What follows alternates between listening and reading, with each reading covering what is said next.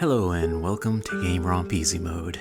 This is a chill podcast where we try to relax, talk about video games, not get too loud, put you all in a sleepy or relaxation mood.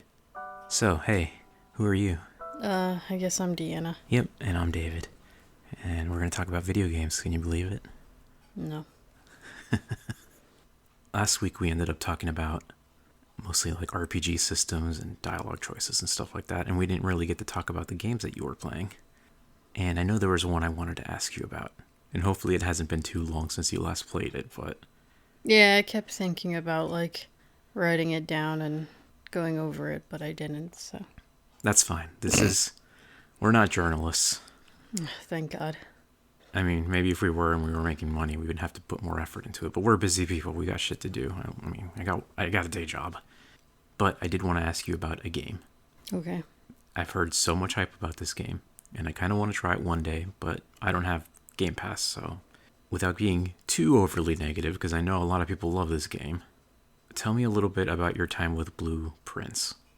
Oh, that thing. It was whatever. It wasn't what you expected, apparently. No, because they made it seem like... Okay. You're like this kid whose great uncle died or whatever, and he leaves you this house, and it's... I don't know if this is vaguely similar at all to, the House of Leaves, where the house, changes inside and stuff. I don't really... You never... You started reading that, right? I didn't even finish the first chapter, so no. Does the house change inside at all? Or... Because, there's, stuff about, a hallway that goes on forever or some shit. It's, the main part of the house doesn't change too much. There's some parts of the main living part of the house. If you were just in there naturally without putting too much thought into it, you probably wouldn't notice it, but... Okay, never mind. Yeah. Well, this house you go in, and the only thing that's always the same is, the initial lobby room. Mm-hmm. Otherwise, you get this map, and it has all these little squares, and you just basically go through, and every time you open up a door, you have to choose from 3 different rooms that you can decide that the house just randomly creates that day or something. And there's I don't know, the way people made it seem was I guess technically picking which room the door opens into is a puzzle, but it made it seem that every room was a puzzle. But there's only one room that I've found so far that has any sort of puzzle in it. Because everyone's like, oh, when you get to this room, and there's all these things in the room, and you have to figure out all this specific puzzle thing. And I've only found one room that has any sort of puzzle, and it's the same fucking puzzle every time. There's slightly different answers, but it's just these three boxes, and one tells the truth, and one tells a lie, and you have to figure out which of the 3 holds the treasure. And that's it. And, I kept going through all these rooms and trying to, look at the pictures and, oh, should I try to figure out what these pictures connect to? And I don't know. You just weren't feeling it, I guess. No. How? And it's oh, every day you can play and arrange the rooms as long as you can until you, screw yourself into a corner. Yeah. And then you have to restart the day. And then you come across one of the rooms that can pop up is this storage room. And it's oh, there's a sale on day 15 and day 29 or whatever the fuck the 2 days are. And I'm on day 3 and I'm I just don't want to fucking deal with this. All right. I don't want to play this long. Wow. And it's just I mean, yeah, I've heard some people say that they've played that game for hundreds of hours. How the fuck do you do that? I am so sick of it already, and I got to day 4. Interesting. Well, I mean, maybe it's just not for you. Also, I just have this urge of wanting to walk around and poke at things, but it's not a poke at things game. It's oh, it's a set dress piece. You can't fucking touch anything. And I'm well, this sucks. Because it looks good. It's a good looking game. I want to touch things, but no, it's the only puzzle that surprised me was there's this one room. I forget exactly what the room's called. And there's a safe in it, and you have to figure out the code for the safe. And I looked at there's only like one thing to fucking touch in this room. So I look at the picture and I think about it, and then I go and I put in the code, and I'm like, that, holy shit, that was actually the code. Like, on one hand, I was kind of happy that I kind of understood it, but then at the same time, I'm like, that's it. I don't know. It was just, I don't know. When everyone said like, "Oh my god, everything is a puzzle and everything is connected," and maybe I have to play for 15 fucking days before I get to that, but I don't want to. Yeah, I think in a game like that, it feels like they're building up for things that you placed down earlier to matter later. So maybe you just haven't gotten to the point where everything starts circling around and making like all these circular logic loops and stuff. I don't know. Maybe I'll play it one day. I mean, clearly it's not for you, and that's fine. We can move on. I know for me, like when I was playing Terra Enigma, like that game is so hyped up and a lot of people love it, but I could not deal with the gameplay anymore. It's like I want to see the story and stuff, but I just can't. I can't push It myself to kind of play through reminds me this. of like the people that watch TV shows and they're like, "Oh, it gets good at like fucking season 3 or 4." And I'm like, "No, fuck you. I'm not waiting that long." I Like, mean, a lot of shows are like that. I mean, you could say The Next Generation, Star Trek The Next Generation was like that. The I know, first but season was kind of okay, the first season does suck compared to the rest. Yeah. But isn't it like, was it the first or second episode where it was like a bunch of an orgy on the ship? Yeah, but like at that It point, wasn't great, but it was funny. it was funny, yes, but like at that point, we weren't like attached to the characters enough to care. And I think, Also, the thing with the Next Generation and DS9, they both get better in season 2 because two of the characters, Cisco, the captain in DS9, and Riker, number 1 in the Next Generation, both get facial hair. that's funny. Maybe I should grow out a goatee too. Yeah, that's the thing with a lot of these. I mean, shows and games. There's so many stories. I know I've said that about a Genshin. Like, oh, the story at the beginning of Genshin Impact is not that good. It's just whatever. Yeah, you have to put in work before it gets Yeah, good. And you like, really you know do. what? I don't want to put in work. Then that's the thing with a lot of stories That's and probably why games. my life sucks. I mean, even for like Mass Effect, right? We were talking about Mass Effect last time, and it's like, yeah, the story in that game is so good, but that first part kind of, it's just the setup, so it's not super exciting, but it does kind of all like, it does matter in the end. I don't know, it's tough. It makes me think about a question I was going to ask too, like thinking back to Terra Enigma, and like there was I'm just going to call them tweets, but on Blue Sky there was a tweet from somebody I follow Oh, you talking don't want to about, go skeet skeet. I don't like that. That's dumb.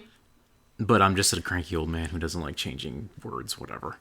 But I forget what game this person was talking about, but just the idea of like story modes in games, right? Like Okay. like The Witcher 3 had a story mode Oh, yeah. where it's like the combat is just toned down to the point where like It barely matters. kind of like how we played Silent Hill 2. Did that impact the story at all for like I mean, probably because there's absolutely no tension. Yeah, that's true. So it's like it's tough because like it's tough because in some ways, yeah, it will affect the gameplay or the story in that sort of ludo narrative dissonance way of like, why are the characters acting this scared when the gameplay is so easy? But it's like we put it that easy. But at the same time, when I think about Terra Enigma, like I want to see the story and the characters and everything and figure out what's going on in this world, but I just don't want to play the game. And part of it is because the gameplay itself is pretty simple. Like your character has basically like 3 attacks, and it gets kind of repetitive. But like they also throw in like a level gate where you have to earn XP and get levels, and if you're not high enough level and you get to this boss or this enemy, like you're doing piddly damage and it just takes forever and you die way faster. And it's like I wish Terra Enigma was just like that, everything just had set stats so I wouldn't have to worry about that, because Wasn't there also that one problem where you couldn't defeat any of the enemies because you didn't have a specific tool or weapon? yeah, I didn't have the right weapon equipped, but I don't know if that's because my attack power was just too low, and if I like grinded I could have been better, or because I don't think that weapon was specifically like anti-ice or whatever. It just had enough attack power that it broke through the defense of the enemy. Mm-hmm. But yeah, I had gotten to this part where I was in a castle fighting this armor dude, and I'm just like, this isn't fun. Like this is the same armor dude we saw in the beginning of the game, except his stats are now higher, and mine aren't as high because I haven't been grinding. And it's just like, do I want to grind? No, I don't. So maybe, I don't know, maybe if I can find like a Game Genie code or something to put in to be like, just put me to level 99. But then I'm just going to steamroll the game too. And is that fun? I don't know. Maybe it's just one of those things I'll just have to watch on YouTube. But I remember thinking like, there were certain games I had asked you like, oh, you should try this. And like, don't be afraid to put it into story mode just to get through the story. But I wonder how many people actually use those settings. I would love to know. And like, does it impact how you enjoy the game? I mean, I guess it depends on the person, right? Yeah, obviously. It's kind of like some people can get pretty toxic about game difficulty. Yeah, And, well, those are probably mostly incels anyway, so. well, I mean, not necessarily, but maybe I the same mean, type if of they have people. nothing else to do in life and that's like their only goal, they're like, well, if you're not taking 50 hours to beat this, you're not doing it right. I just don't want to. Because, like, no one that has other things to do in life wants to play a game that's going to take 40 hours to get through. That's not true. I have shit to do, and yet I still love long games. I think. Doesn't it get boring? No. I mean, it depends on the game. Terra Dingma to me got boring because there isn't much I can do except grind. So I can like go into this one room and kill like all these wolves again and again and again, and it's like that's not fun. But in a game like Elden Ring or even Fallout, which can last over 100 hours, like there's always like new things to do. And sure, like you could say like, well, once you've been in one ruined building in Fallout, you've been in them all. But I mean, yeah, that's kind of a Bethesda thing. like some rooms will have like, oh, this is a robot warehouse, and like there's like these silly little robots on parade, and you can make them like do this little like demonstration where they get up on the stage and do a little parade.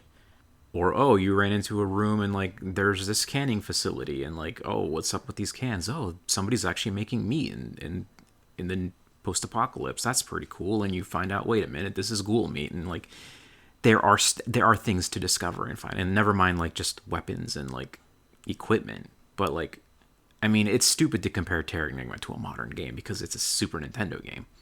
All I'm saying is I just kind of wish there wasn't so much grinding in that game. Like, it's tough because grinding has kind of been a thing in RPGs over there, like Dragon Quest. But somehow that doesn't feel as bad because those are turn based. Like, I don't think grinding for a turn based game is quite as annoying as grinding for like an action RPG, I guess. Anyway, maybe I'll talk about something else. How about that? Well, I was just thinking that, like, I don't know, as far as me bitching about games that take too long. Like, I mean, I guess you do things throughout your day, but, like, I don't know, we just listened to some other people talk about how, like, they have 5 minutes of times to play a game. Like, they don't need a 40-hour game that's going to take them, like, 6 months to get through.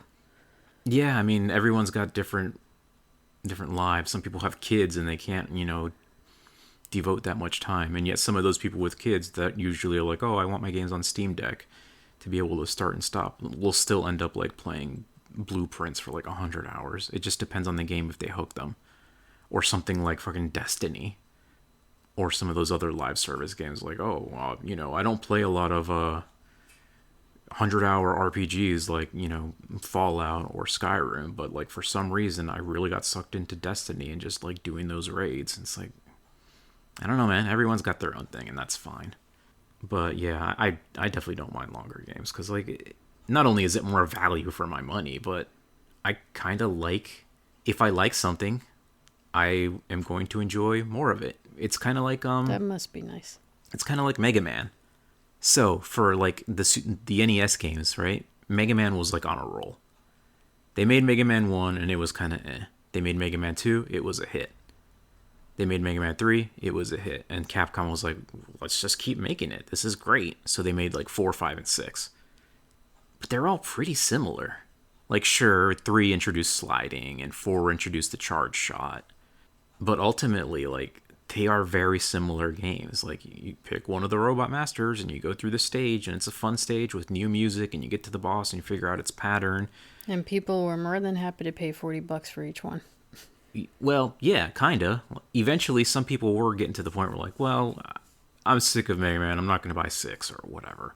But to me, it's like I really liked Mega Man, so I'm happy to play another one with 6 all new Robot Masters to go through.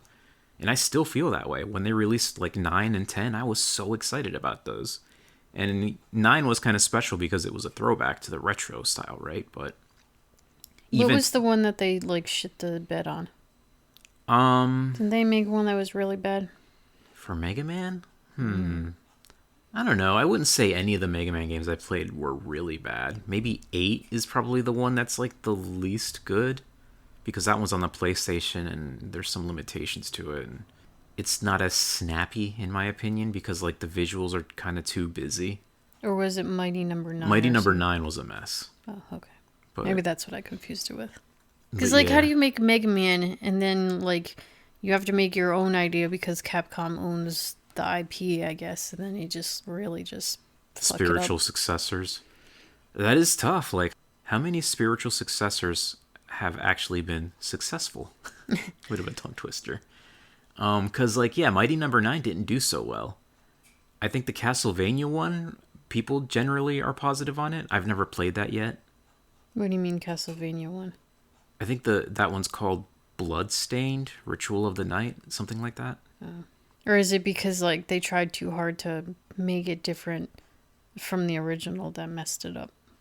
Because, like, I don't know how much, in the case of Mighty Number 9, how much they had to change it to, like, not get in trouble with Capcom over Mega Man or something. I think if they would have just kept more similar to Mega Man, they would have been okay. But the thing is, they went 3D and then they added gimmicks to it. So, for example, imagine a Mega Man game, the NES games, right? But instead of like shooting at the rabbit robot 3 times or 4 times and it blows up, you'll shoot at and then it'll like get into a stun state, and then you have to like dash into it to like kill it properly or something. It just changes the flow of things. And when you start rebalancing things like that, it becomes a different game. Like even Mega Man 4 is different from Mega Man 2 and 3 in the sense that they introduced the charge shot. So you hold down the B button and Mega Man goes and chooses, charges up his shots. So instead of the little P shots, it comes out as a big explosion thing. That's like it's a bigger shot. Some of the enemies can only be killed that way, and some of the HP bars have been like changed so that like that will kill it in one shot. So like it's kind of more efficient to do it. But the worst rebalance they did in Mega Man 4, and I love Mega Man 4, but this, in my opinion, is a terrible change. They made it so that bosses have way higher invincibility times. So if you remember in Mega Man 1, 2, and 3, Mega Man he only has his little pea shooter, so it's like a rapid shot, right? Yeah. When you're fighting the bosses, the invincibility is low enough that like you can do a lot of damage to them just with your regular shots. But now, in Mega Man 4 and onward, they want you to use the charge shot. So if you just shoot them with the regular little shot, it does one thing of damage, and then they stay invincible for so long that like your rapid fire is just wasted on them because you're just going to do 1 damage. What they want you to do is charge and do like 3 damage at once. But it changes the flow of the game, and because they're kind of like rebalancing it, it doesn't give you the option to play the old way. And I really don't like that. So I was one of the people that was happy that in Mega Man 9 they're like, oh, Mega Man doesn't have the charge shot anymore. A lot of people were like, oh, that's weird, you're removing abilities, but it just feels better that way to me. As much as I love Mega Man 4, 5, 6, 7, and maybe not 8 so much, I was still happy to see Mega Man go back to like his Mega Man 2 and 3 kind of play style. So yeah, sometimes when you're making a spiritual successor, a lot of people will be like, oh, we got to make a gimmick, we got to do something special to change things up. And then like you run the risk of changing too much and it just doesn't feel like the game anymore. But I don't know, I really haven't played too many, I guess, spiritual successors like that. Like I know another one was Ukulele from the people that made Banjo-Kazooie, and that also apparently wasn't like super popular with people. I mean, the characters seem fine, but I never played the games, so. Yeah, I haven't played it either. Which is funny because we have one of them. Yeah, we have like a 2D one I think that we got off of Epic for free or something. I don't think we have the original game.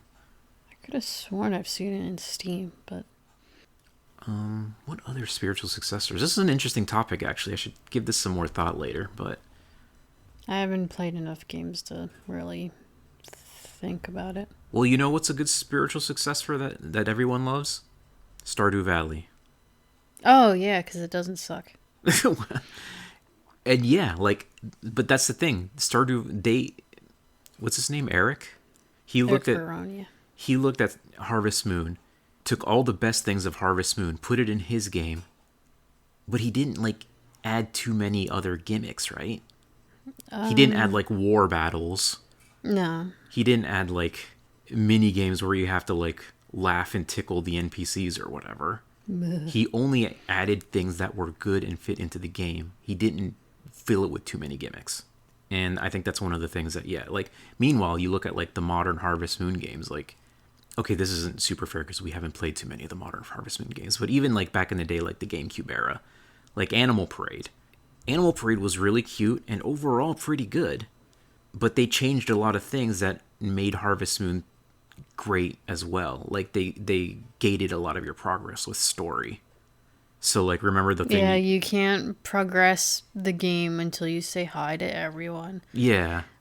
Which is funny because like Stardew sort of kind of does that. Like you have a quest, I guess, to say hi or to at least speak to everyone at least once. Mm-hmm.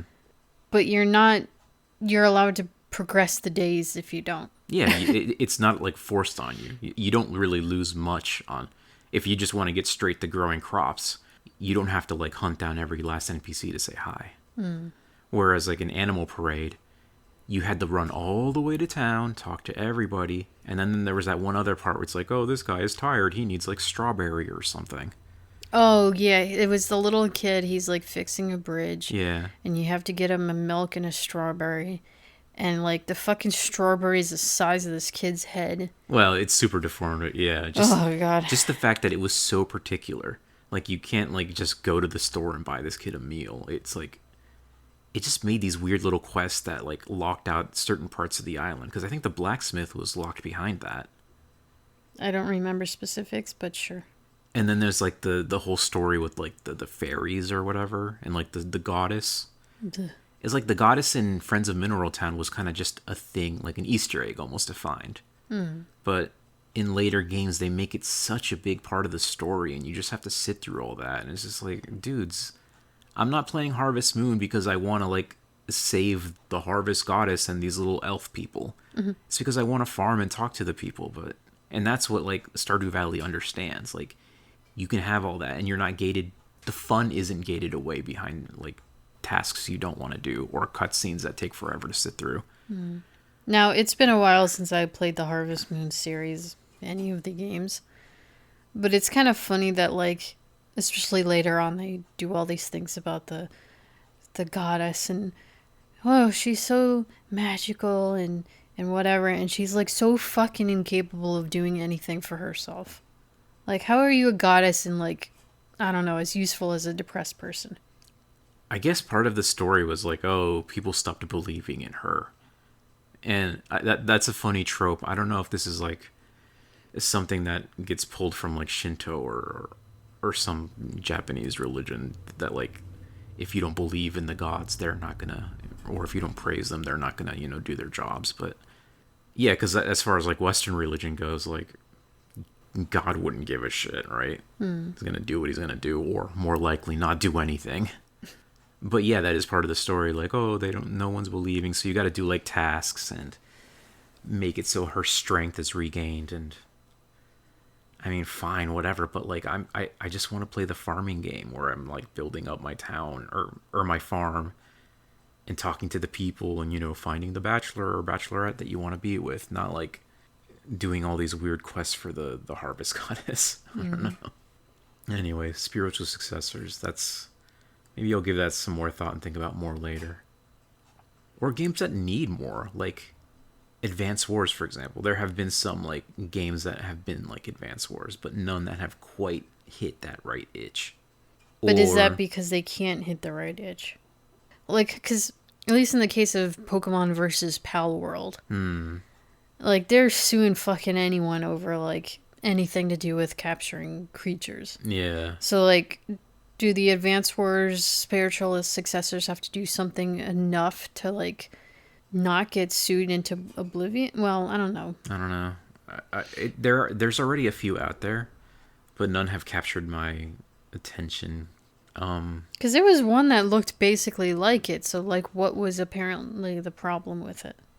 For me, a lot of it has to also do with like the visuals, because I've been over this before. I'm kind of shallow with that stuff, but like if the game looks ugly or your animations are just too slow, I don't know. It part of the appeal of Advance Wars to me was the wonderful little sprite art. It's not like But quite I up there thought with one like, of the spiritual successes was sprite art. Like, I know there was one that looked like plastic toys, but yeah, that was the reboot. Are you thinking of Wargroove? That one was like I don't more. know. I just know there was one that looked like it, and you're like, this still isn't good enough. I'm like, I don't know. It just looks like Advance Wars. Well, that's not specific enough for me to say, but yeah, I didn't really like Wargroove. But that's again kind of like a visual thing. It's also a different theme because it's like fantasy, where I kind of like the big machineries. Okay. Anyway, maybe we should move on from that topic. I can talk about something I played a little bit of. I'm not going to get too into it, but I know that you had another game too, so we'll just be brief. It's been a while since we just did a like, what have we been playing? I got another game that is partly about driving a truck around. Yeah, I noticed. It's not really like the main part of the game, really, but the game I got was Promise Mascot Agency. What a dumb fucking name. It's Japanese. Yeah, I know. So yeah, in this game you kind of take over an ex mascot agency turned love hotel. Wait, what do you mean ex mascot? They were a mascot agency before, failed horribly, became a love hotel instead. So now like when you go there, like there's one mascot running a love hotel. And it's basically like, oh, we're gonna go back and do the mascot agency again. So you have to like go to the mayor and be like, can we get the mascot, license back? And in this world, the mascots are actual living things. Like it's not a person dressed up as a tofu block. It is literally a tofu block that's alive. Can you eat it? I don't know. I mean, I guess you could eat anything really if you put your mind to it. But it was funny because yeah, as this game has a lot of humor. So yeah, you're starting out this mascot agency thing again, just as a way to make money for story reasons. Because yes, there is a story. Surprisingly, like when I started the game, it's like, oh, there's some yakuza drama. It's like, oh, okay. Yeah, sure, why not? After you get through the yakuza drama, you get to the the fun part where you're playing with mascots and talking to them. And hauling around a giant severed thumb. Yeah, because that's the first mascot she was like the last mascot at the agency, and she's basically turned it into like a love hotel. But that's not doing so great either. So it's like, okay, we're gonna try the mascot thing again. How do you fuck up a love hotel? I don't know. I mean, Like, it's literally just a hotel with themes. maybe the love hotel was doing okay, but it's just not like it. That's not the theme of the game. So whatever. But yeah, that thumb is named Pinky, and she's actually I thought she was gonna be annoying, but she's growing on me. Like the characters are really fun in this game. So if you like good characters, which I guess you kind of love the story stuff, you might like that. And you have to go through. You go to the town, and you have to like make a deal with the mayor to like we're gonna reopen this thing, and then you get back and open up the mascot agency, and you attract your first mascot to come join. And this is a story thing, so at least this first one, like it's just an automatic. It's this little crying tofu block, and she's like, oh, I'm not crying because of you guys, I'm just always crying. And like Yeah, I know that feeling. its description was like, he's soft but he wants to be firm because he's tofu. Right? So you Wait, have is to, it a boy or a girl or both? this tofu is a boy. At least they use the he pronouns on him. And like when you're recruiting mascots, you have to like, they have like a little meter where they're like interested or excited or whatever, and like you basically offer them perks like, okay, I'll pay you this much or we'll give you perks like guaranteed time off or whatever.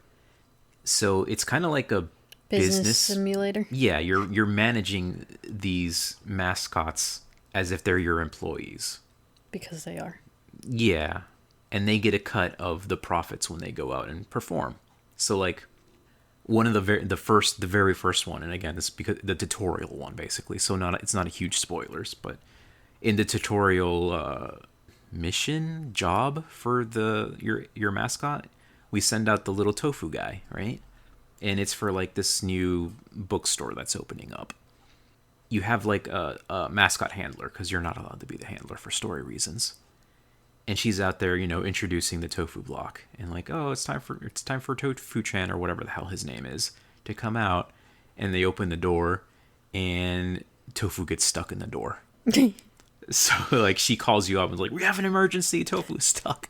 So you have to like, the other part of the game is, I'm sorry.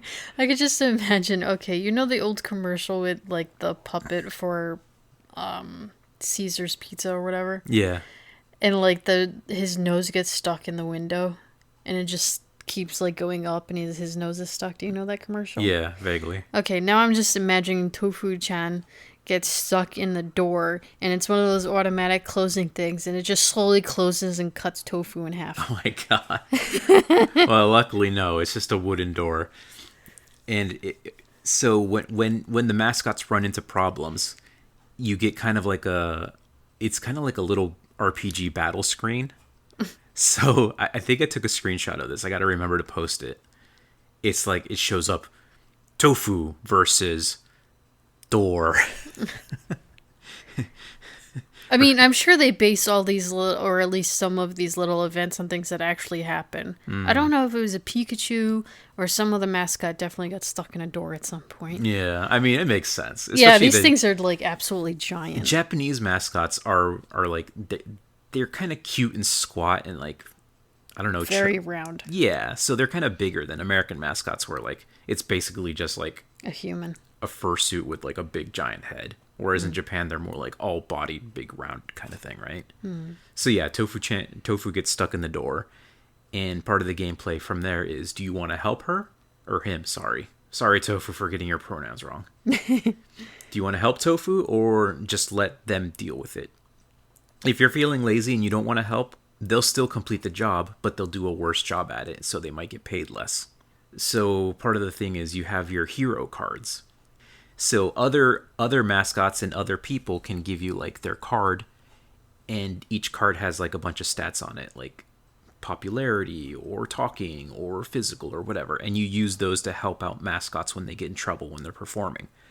So because this door got Tofu stuck, and I'm in the beginning of the game, so again, this is a tutorial, so it's not a huge spoiler. You basically have two helpers that come help Tofu. You have the handler, and you have Pinky, the first mascot you met. Later on, you're going to get more and more and more that you can use, but for now, Pinky, who's a thumb, that really well, gets to me. she's a finger. I mean, is she a thumb? She's just a finger. It's like a fingernail on her. Anyway, I mean, I think your thumb also has a fingernail. I know, but I'm just saying, like, Her it thumbnail. it just looks like a finger. It could be a pinky. She's just kind of fat. She's a fat pinky. It's okay. Anyway, yeah, so you use the cards to like help bust down the door, and that's basically the gameplay loop. Recruiting mascots, managing their jobs, managing their like how much perks and money you're giving them, and making sure they're happy and they have stamina. Making sure you send them to the right jobs too, because like some of the jobs will be like, we want this kind of mascot to give off this vibe. So if like you're somebody throwing a birthday party for like 5-year-olds, you probably don't want to send the super scary like yokai monster thing there, right? Oh, the severed thumb. So yeah, it's like it's got that kind of going for it, and I don't know, so far it's been really cute and funny. I like the characters. It's all Japanese voice acted, so there's no English dub as far as I can tell. That's probably for the best. I don't know, either way, but yeah, it's really good. I've been enjoying Pinky and her attitude, and Tofu's been fun too. It'd be cool if sometime down the road you can get a mascot called Brain and put Pinky and the Brain together. Well, we'll see. I don't know. I mean, I don't think the Japanese would get that reference. I don't know if that got over there, but... There definitely seems to be a lot of open slots for more mascots to recruit. I didn't count them, but yeah, there's got to be quite a few. And it's also this big, so it's kind of like a big open world. So you're in this like Japanese town that's like kind of cursed a little bit. So there's some like yokai elements too. Nothing that has overtly popped up too much. Like when you're driving into town, you see like the tanuki, and he's like the one of the characters like, oh, that's the guardian spirit of this town, and because you're a former yakuza member, he's gonna be a curse on you or some shit. I don't remember the details of that. Is he gonna smother you in his ball sack? It doesn't really. I mean, I'm too early in the game, so maybe later that'll happen. I don't know. I'll let you know. But yeah, you got this big open world to drive around in your little K truck. I mean, this game is not a driving game so much as in like, it's not gonna have physics of like the snow runners or whatever that I like. Like the car. That would be funny though. Like you have to put these mascots in the back of this K truck because they can't even fit through a door. They're not getting inside a vehicle. Yeah.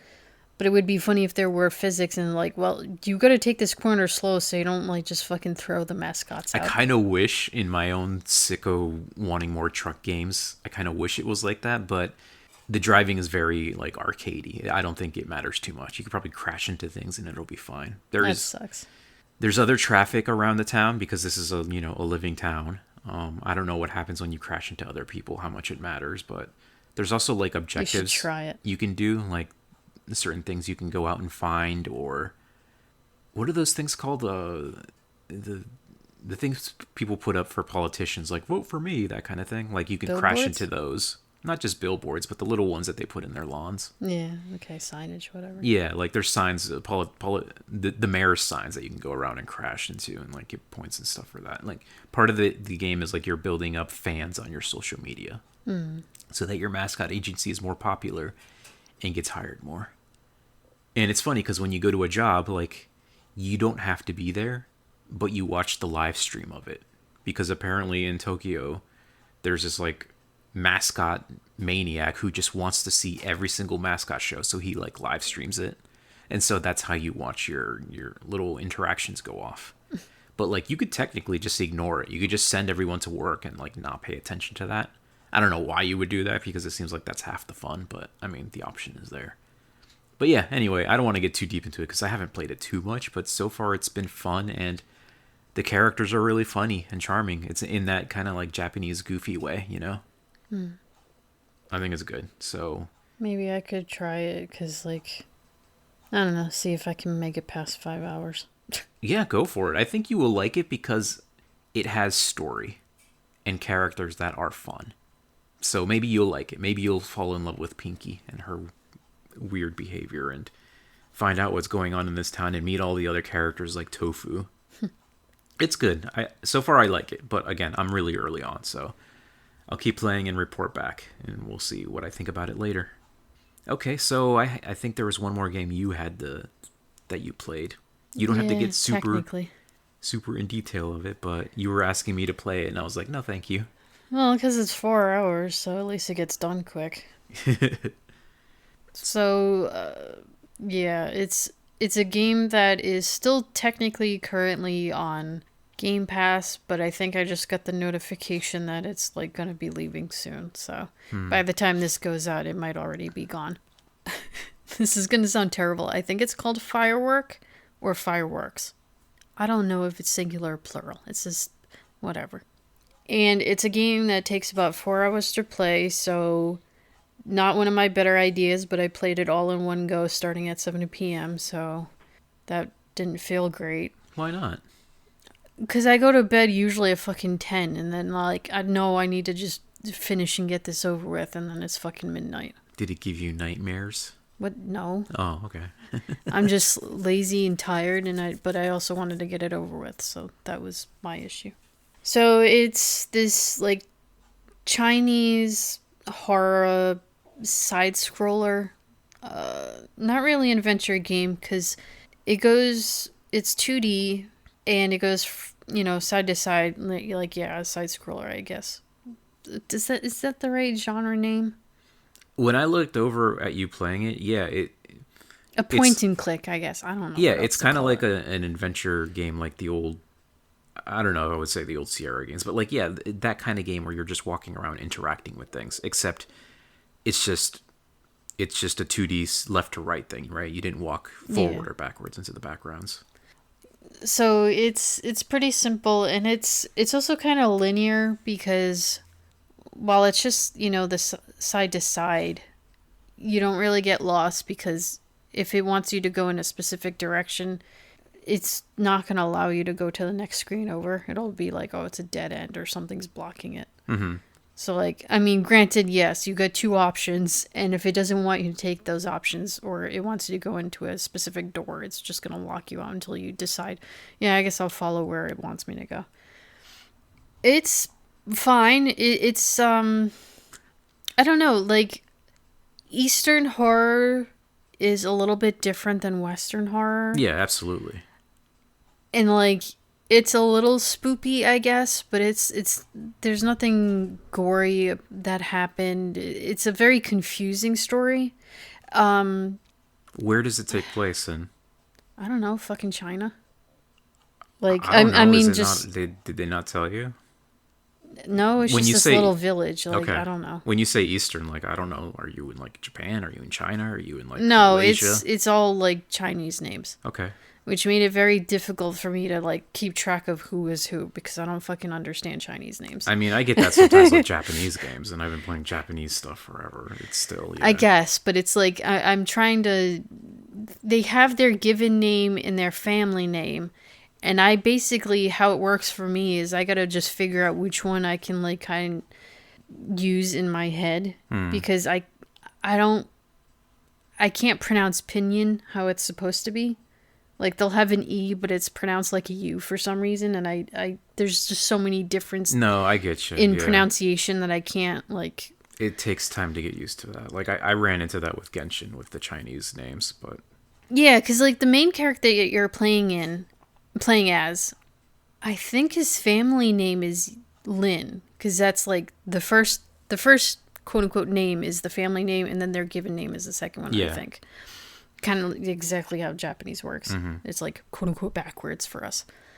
And his was like Lin something or other that like also started with an L, but I'm like, okay, I can't pronounce his given name, so I'm just gonna remember his family name of Lin.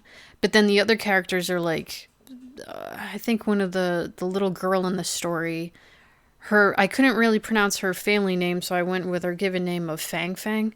And for all I know, I'm pronouncing that wrong anyways, but that's how it's spelt for us, I guess, is Fang Fang. So I'm like, sure, I'll just use that as her name. yeah. So I'm like deciding which name I'm going to call them by. But then there's also like multiple characters that have similar looking names. And it took me like through at least half the game to try and figure out, oh, wait, this person is this relation to this other person that has a very similar name. And it's just like, I did eventually understand it, of everyone's relation to everyone else, but it just took so fucking long because it's just too similar for my English brain to understand. Yeah, that's fair. The story is okay. Like it was like this very complicated thing, and obviously you're doing this investigation, so Investigating what? See, this is why I don't explain games.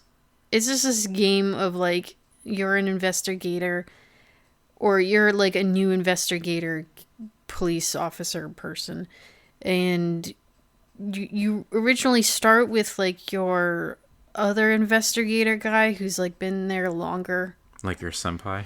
Yeah, I guess that's the way to put it.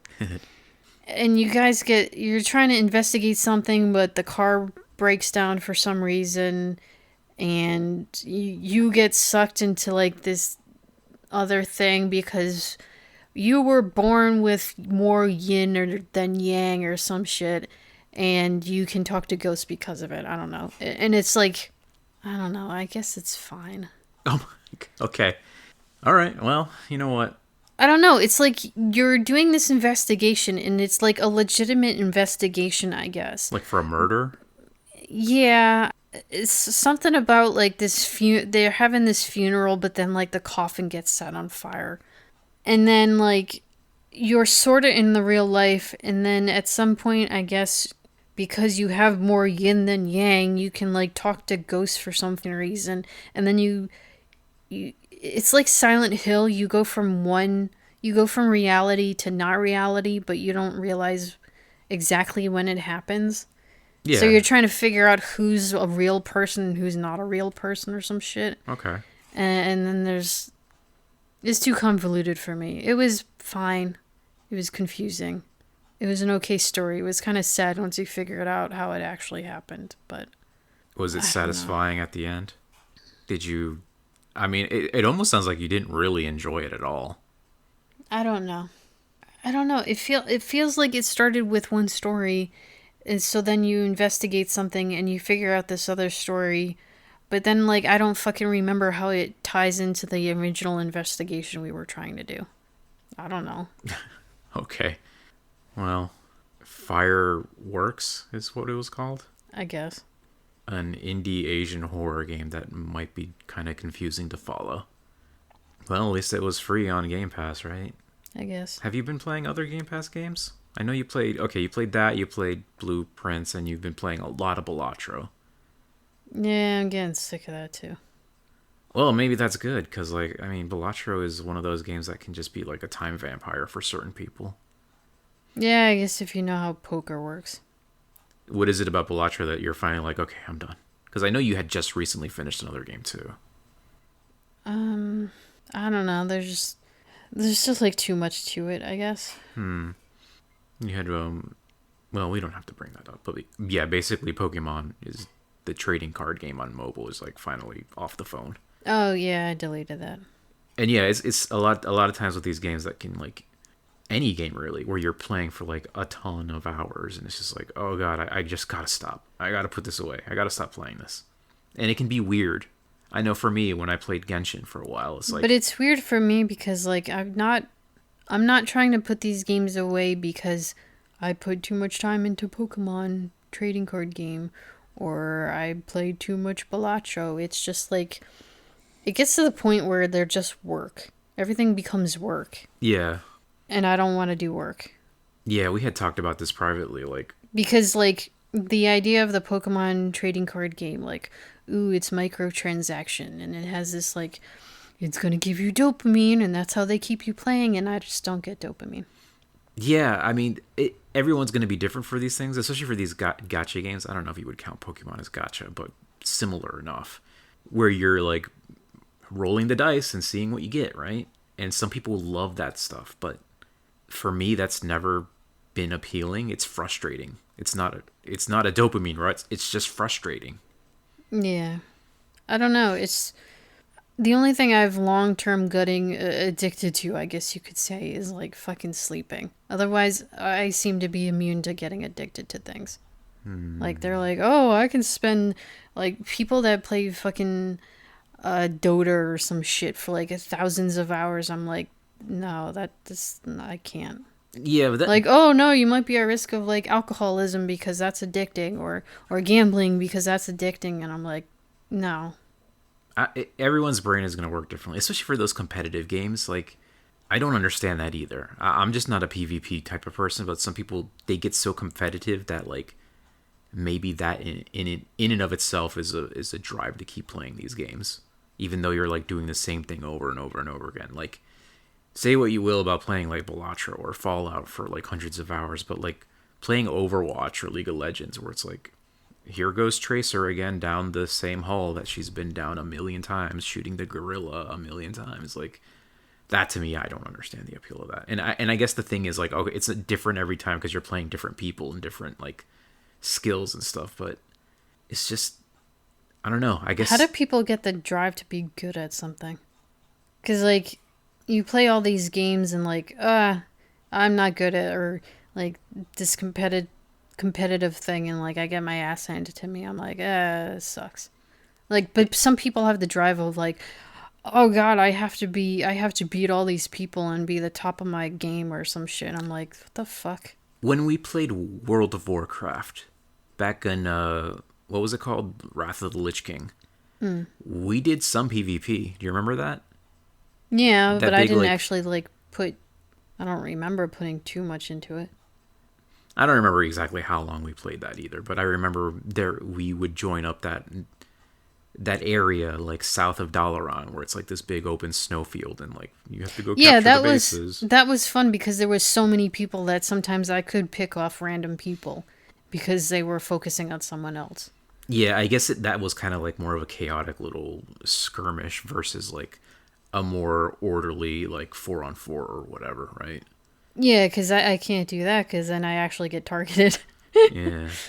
Um I think we would play that just to get like tokens or some shit. I don't even remember why, but we played that for a while. And again, like I don't remember being like super into it, but it was just a thing to do. Maybe it's because World of Warcraft was just a nice place to hang out and that was a thing to do. I don't know. But I remember also playing Guild Wars. Well, Guild Wars 2 at least. And there was this armor set that could only be unlocked in the PvP. And I was like, well, you know what? Maybe I'll try a little bit, just enough to get this like armor set that I want. So I tweaked out my engineer, and as I was leveling my engineer, I focused a lot on like rifles and turrets. But when I went into PvP, I'm like, okay, I'm gonna try the other combat style, which was like using maces. Like the gimmick is like, oh, big old wrenches and stuff like that, and hammers. And you would use like these little robots to. I thought the robots would be like summon things, but they're more like buffs, really. So you become kind of like instead of this ranger with turrets, you kind of become like this frontline mace wielding support with like robots and stuff, but like they could heal you and provide buffs. And I actually did pretty good when I was playing that PvP. It would usually, I think it was like 5-on-5 PvP matches, and it would just be with randos. But I felt like our win to loss ratio was pretty good, and my kill to death ratio was pretty good. And even though I was doing good, I wasn't exactly enjoying it.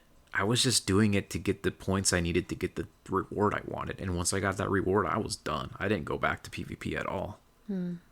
So yeah, I don't know. I'm just not a competitive person, I guess. I'd rather just be exploring the world and finishing the quests and like reading the stories and meeting new characters. That's to me was the appeal of Guild Wars. Guild Wars had this interesting thing too versus like WoW, where in WoW you would go to a new place and you would like get your quests directly, but in like Guild Wars 2 you would roam around the world and just do like once you got to a new area, like the quest kind of like automatically activated. Like, oh, you're in this farm zone and the people here want these worms cleared out or some shit, right?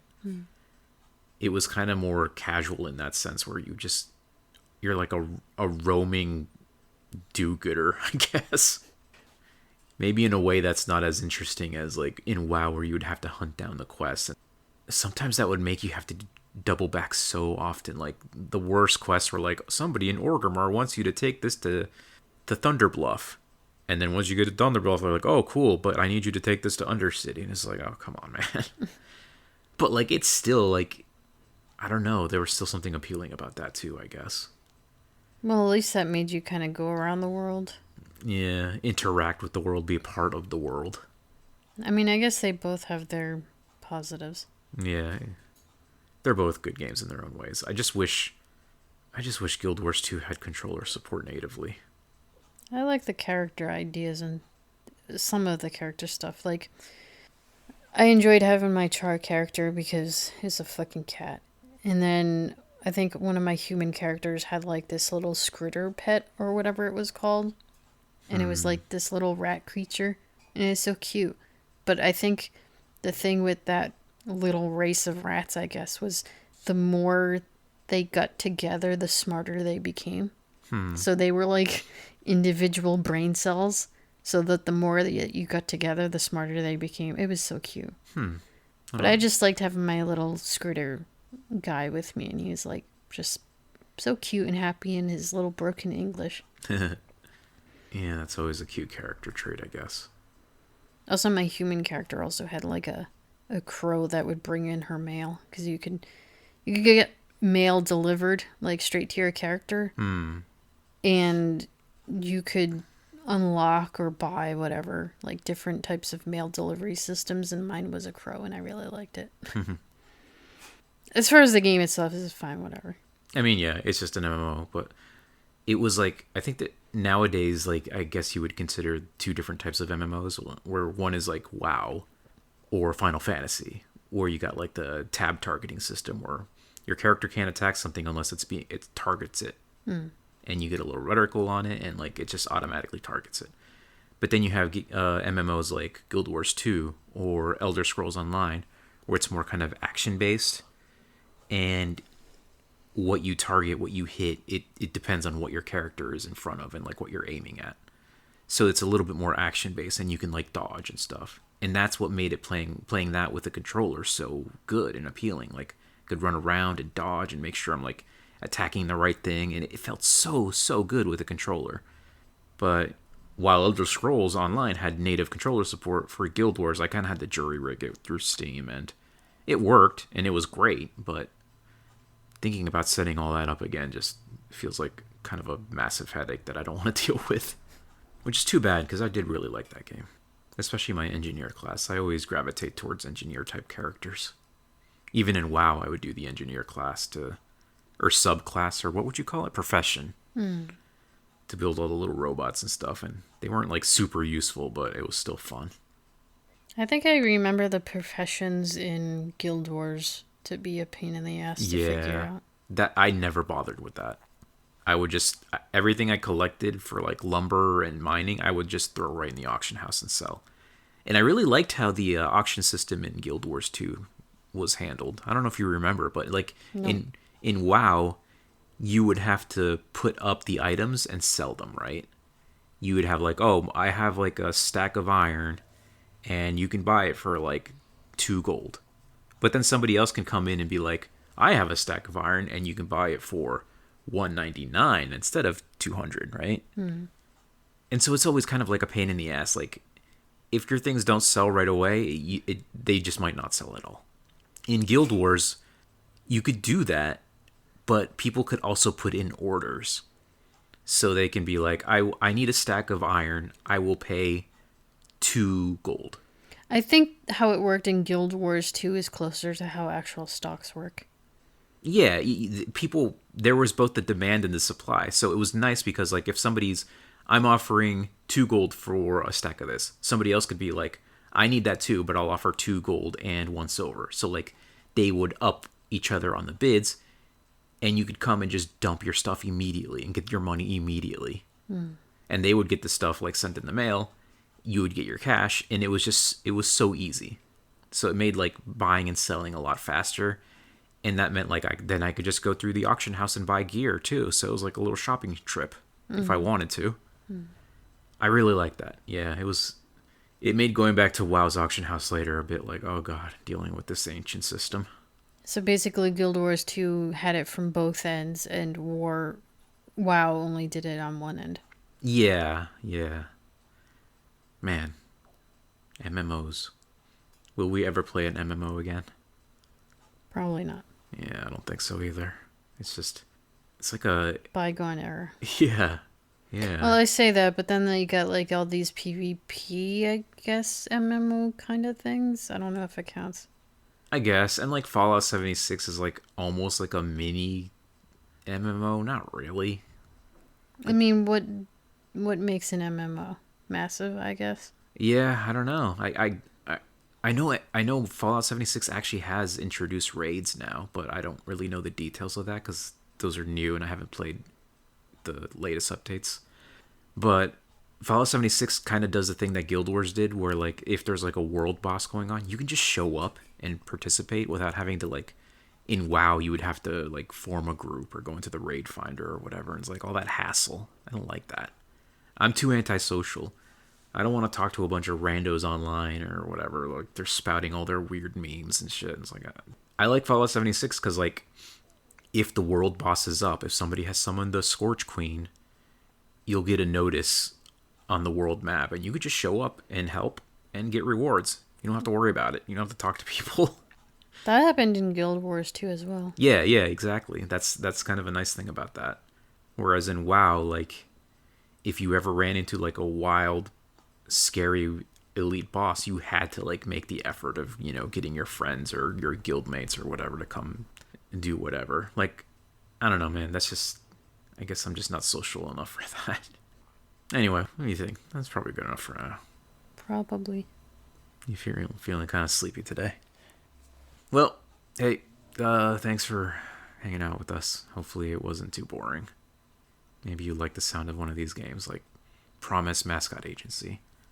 We'll talk to you guys next week, I guess, because that's what we've been doing. You know the deal. It's the same thing every week. Yeah, that's life. Okay, see ya.